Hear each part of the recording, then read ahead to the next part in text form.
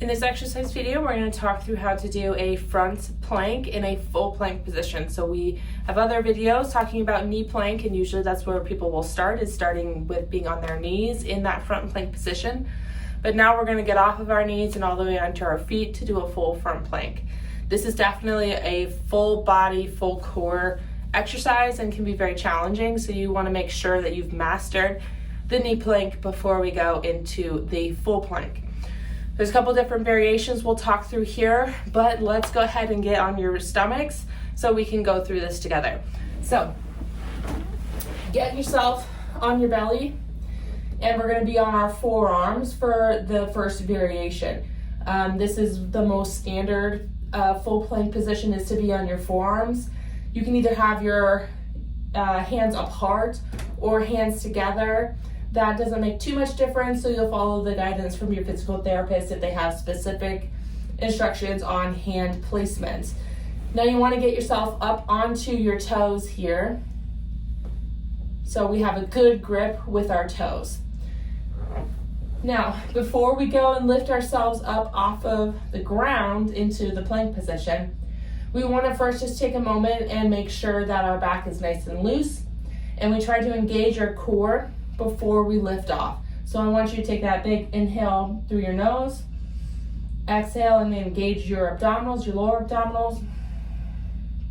Bring that belly button in towards the spine. So we already have a little bit of support for our spine before we go into the full plank position.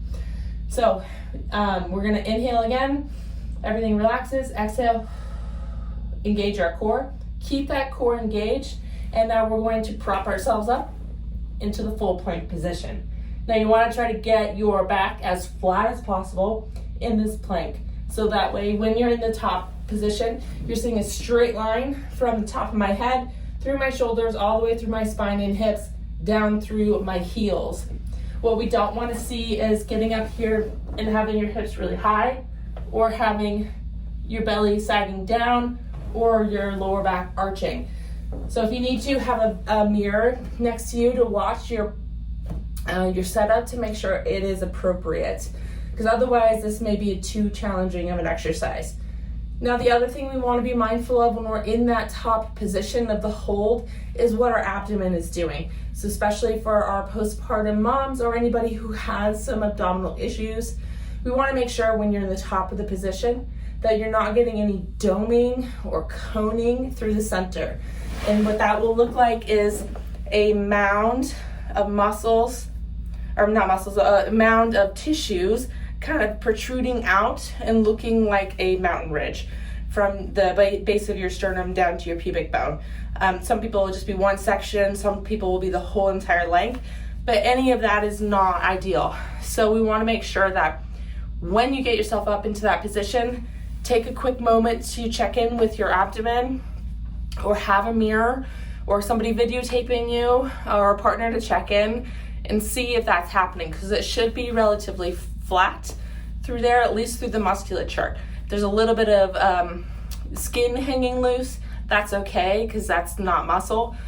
But if it is feeling firmer and more specific in that coning region, then that's not ideal. So those are things to look out for. So let's go back into it here.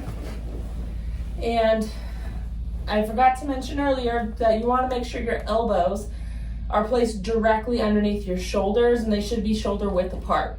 Your feet should be roughly hip width apart.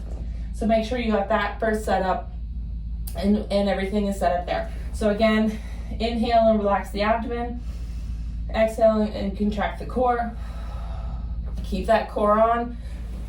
Bring yourself up and hold and breathe.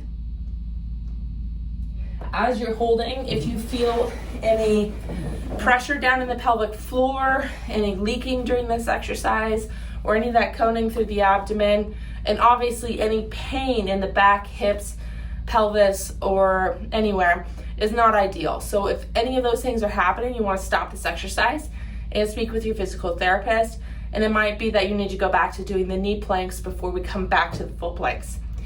You're going to hold for the prescribed amount of time. That's going to vary depending on where your endurance level is.